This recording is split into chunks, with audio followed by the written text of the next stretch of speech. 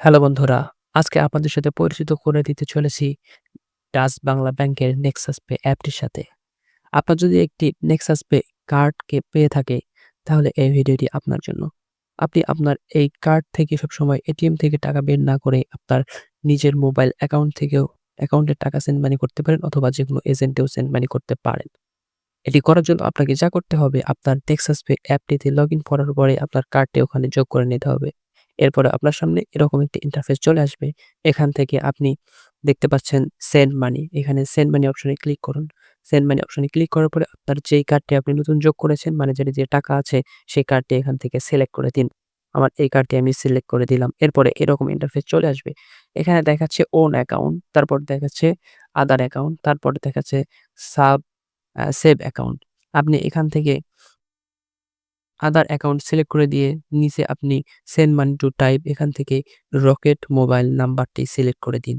আপনি rocket mobile নাম্বারটি select করে দেওয়ার পরে আপনার সামনে এরকম ইন্টারফেস আসবে। এখানে আপনি আপনার রকেট মোবাইল নাম্বারটি দিতে পারেন লিখে অথবা আপনার কন্টাক্ট থেকে। আমি আমার কন্টাক্ট থেকে রকেট মোবাইল নাম্বারটি দিয়ে নিচ্ছি।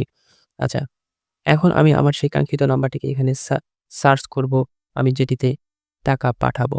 আচ্ছা, আমি আমার রকেট মোবাইল নাম্বারটি সিলেক্ট করে দিলাম। এরপরে দেখুন নিচে অ্যাকাউন্ট নেম চলে এসেছে, যাতে করে কনফার্ম হওয়া যায় যে আমি ঠিক নাম্বারটি সিলেক্ট করেছি।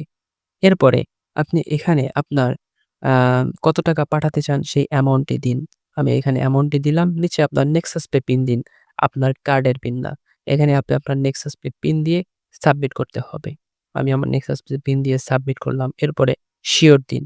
যখনই সিওর দিবেন তখন আপনার ওই যে কার্ডটি যেই সিম দিয়ে রেজিস্ট্রেশন করেছেন, সেই সিমে একটি ওটিপি চলে আসবে। আপনি ওই ওটিপিটিকে কপি করে এখানে পেস্ট করে দিন। আমি আমার ওটিপিটিকে কপি করে এখানে পেস্ট করে দিলাম। এরপর সাবমিট করে দিলাম। আমার অ্যাকাউন্টে সেন্ড মানি সফল হয়েছে দেখাচ্ছে সাকসেস। এরপরে আপনি চাইলে এই নাম্বারটিকে সেভ করে রাখতে পারেন।